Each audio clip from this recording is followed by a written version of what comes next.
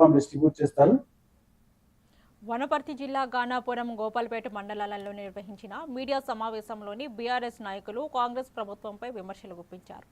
మాజీ market chairman Lakshmana Reddy మాట్లాడుతూ ప్రతిపక్షంలో ఉన్నప్పుడు రైతులు ధాన్యాన్ని పూర్తిగా కొనుగోలు చేస్తామని చెప్పిన కాంగ్రెస్ నేతలు ఇప్పుడు కొన్ని రకాల వరికే పరిమితమవుతున్నారు. ఇక మాజీ సీఎం కేసీఆర్, మాజీ మంత్రి నిరంజన్ రెడ్డి వ్యవసాయ రంగాన్ని అభివృద్ధి చేశారని, కాంగ్రెస్ ప్రభుత్వం 2.5 ఏళ్లలో అభివృద్ధి పనులు చేయకుండా విమర్శలకే పరిమితమైందని అన్నారు.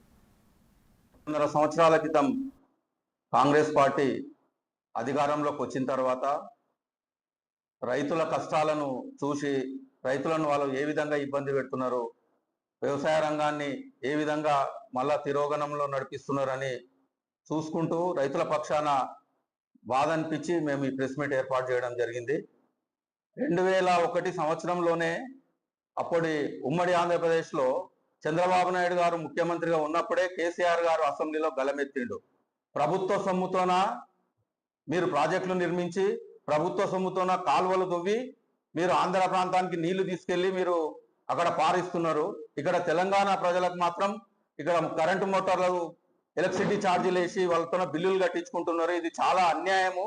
నీళ్ల విషయంలో కృష్ణానది జలాలు మా తెలంగాణ ప్రాంతంలో కూడా పారాలే, మా మామ్నాడ్ జిల్లాలో వారాలే, గోదావరి నీళ్లు, కృష్ణా నీళ్లు తెలంగాణలో అన్ని జిల్లాల్లో పారాలని చెప్పి నీ కంకణం కట్టుకొని ఏ రంగం బాగుపడితే రాష్ట్రం ఆర్థికంగా అభివృద్ధి చెందుతో ఆ వ్యవసాయ రంగాన్ని అభివృద్ధి చెందించాలనే లక్ష్యంతో 2001లోనే కంకణం కట్టుకొని అప్పటి ఉమ్మడి ఆంధ్రప్రదేశ్ ముఖ్యమంత్రి చంద్రబాబు నాయుడు అసెంబ్లీలో నిలదీసి కేసీఆర్ గారు అప్పటి నుంచి తెలంగాణ ఉద్యమం ప్రారంభం చేసి తెలంగాణ రాష్ట్రం సాధించిన సంగతి అంతా మీ అందరికీ తెలుసు. తెలంగాణ రాష్ట్రం సాధించిన తర్వాత మన తెలంగాణ రాష్ట్రంలో ఇప్పటికీ ప్రధానంగా 100-70-80% మంది గ్రామాల్లో వ్యవసాయ రంగం మీదే ఆధారపడి బతుకుతారు. కాబట్టి వ్యవసాయ రంగాన్ని బాగుపరిస్తేనే మన తెలంగాణ రాష్ట్రం ఆర్థికంగా అభివృద్ధి చెందినట్టని భావించి తెలంగాణ రాష్ట్రంలో ఉన్న వ్యవసాయ రంగానికి రైతుల పక్షాన కేసీఆర్ గారు ఎన్నో 2.5 సంవత్సరాల క్రితం కాంగ్రెస్ పార్టీ అధికారంలోకి వచ్చిన తర్వాత